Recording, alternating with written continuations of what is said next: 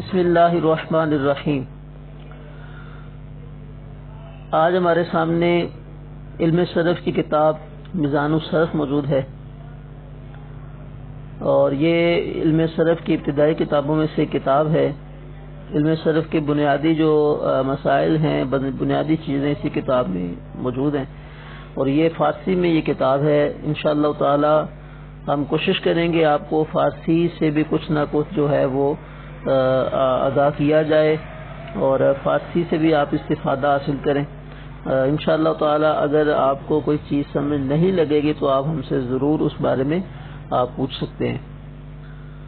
ہم انشاءاللہ تعالی اس کے ساتھ فارسی کا بھی آغاز کریں گے، لیکن اس کے لیے آپ کا جو ہے محنت اور آپ کا جو ہے نا اس میں انٹرسٹ وہ بہت ضروری ہے۔ بہرحال ہم آغاز کرتے ہیں۔ جیسا کہ آپ نے علم صرف کی تعریف پہلے پڑھی ہے اور وہ ہم نے آپ کو پہلے پڑھائی ہے، لیکن اس کتاب میں فارسی کے اندر علم صرف کی تعریف۔ تو آغاز بسم اللہ الرحمن الرحیم، الحمدللہ رب العالمین۔ تمام تعریفیں اللہ کے لیے ہیں جو تمام جہانوں کا پالنے والا ہے۔ والصلاۃ علی رحمت للعالمین، اور رحمت کاملہ نازل ہو ان پر جو تمام جہانوں کے لیے رحمت ہیں، یعنی محمد و آلہ اجمعین، یعنی محمد صلی اللہ علیہ وسلم اور آپ کی تمام آل پر۔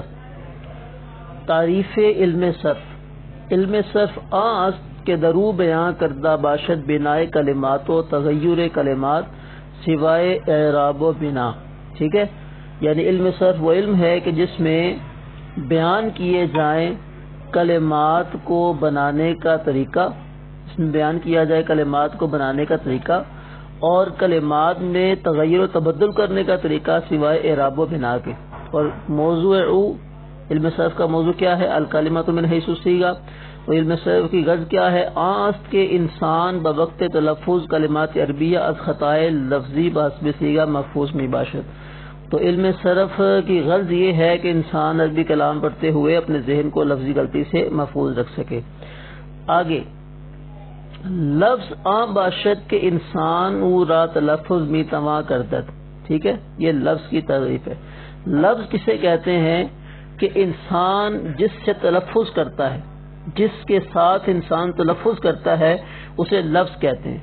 عربی میں لفظ کی تعریف یہ ہے کہ ما یتلفظ بہ الانسان، یعنی جس چیز کے ساتھ انسان تلفظ کرے اسے لفظ کہتے ہیں۔ ٹھیک ہے، اور در لغت مطلقاً انداختہ نصب، اور لغت کے اندر، لغت میں مطلقاً لفظ کا معنی ہوتا ہے پھینکنا، اور اس کو عربی میں کہتے ہیں رامیون۔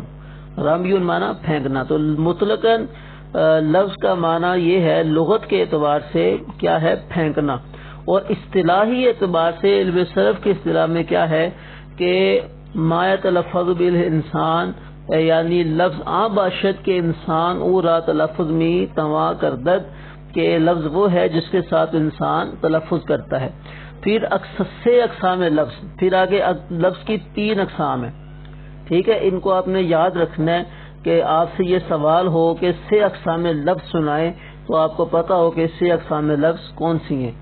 تو سے اقسام لفظ کی 3 قسمیں ہیں۔ نمبر 1 لفظ محمل، نمبر 2 لفظ مستعمل مفرد، اور نمبر 3 لفظ مستعمل مرکب۔ تو لفظ محمل کیا ہوتا ہے؟ آگے لفظ محمل کی تعریف ہے۔ عام باشد کے وضع نہ کردہ باشد برائے معنی، چون جاسا کن و ہما لواحق بے معنی، چون ماء و واء طعام شعام۔ ٹھیک ہے، لفظ محمل وہ لفظ ہوتا ہے کہ جس کو معنی کے لیے وضع نہیں کیا جاتا۔ ایسا لفظ ہوتا ہے جس کا کوئی میننگ نہیں ہوتا، جس کی وضع جو ہے، جس کو جو بنایا گیا ہے وہ کسی معنی کے لیے نہیں بنایا گیا، اس کو لفظ محمل کہتے ہیں۔ ٹھیک ہے، جیسے جاسا کن۔ جاسا کن ایسا لفظ ہے کہ جس کا کوئی معنی نہیں، جس کا کوئی معنی نہیں ہے، اور اس کے وہ لفظ محمل ایسا ہوتا ہے کہ اس کے جتنے بھی لواحق ہوتے ہیں وہ سب بے معنی ہوتے ہیں، وہ لفظ ہی بے معنی ہے۔ اور وہ بے معنی لفظ جیسے ماء واو، ہم اردو میں کہتے ہیں نا پانی شانی، اور عربی میں ہم کہتے ہیں ماء واو۔ اب ماؤن جو ہے نا اس کا تو معنی پانی ہے، لیکن جو ساتھ واؤن ہے اس کا کوئی معنی نہیں ہے، یہ ویسے ہی ہم بول دیتے ہیں، ٹھیک ہے، یعنی پانی شانی۔ اب پانی کا تو معنی سمجھ میں آتا ہے، پانی سے مراد واٹر ہے، پانی سے مراد ماں ہے، ماؤن ہے،